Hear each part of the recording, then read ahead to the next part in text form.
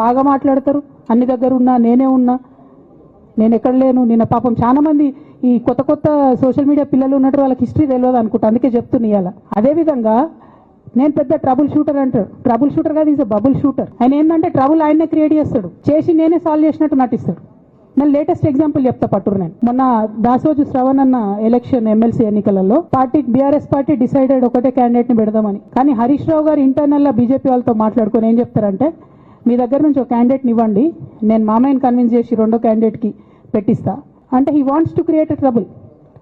ఈ క్రైసిస్లో ఆల్రెడీ మన పార్టీలోకి వెళ్ళి 10 మంది ఎమ్మెల్యేలు వెళ్ళిపోయినాక, 38 మందిలో 10 మంది పోయినాక నువ్వు ఇంకో సెకండ్ క్యాండిడేట్ని పెడితే ఎంత కన్ఫ్యూజన్ అవుతుంది?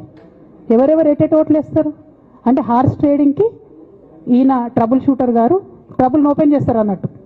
నాకెందుకో లక్కీగా ఒక బీజేపీ ఎమ్మెల్యే గారు ఫోన్ చేసి, అక్క మరి పెద్దసారి పర్మిషన్ ఉందా హరీష్ అని ఇట్లా అంటున్నారంటే, నేను డైరెక్ట్గా పెద్దసారికే ఫోన్ చేసి నాన్న మరి ఇట్లా అంటున్నారు, మనం సెకండ్ క్యాండిడేట్కి పర్మిషన్ ఇస్తారంటే, nothing doing, only Shravan will get elected, ఎవరు చెప్పారు మీకు అన్నారు. అంటే నేను ఆ విషయం వెంటనే అటువైపు కన్వే చేసిన, లేదండి మాకు అట్లాంటి ఆలోచన లేదు.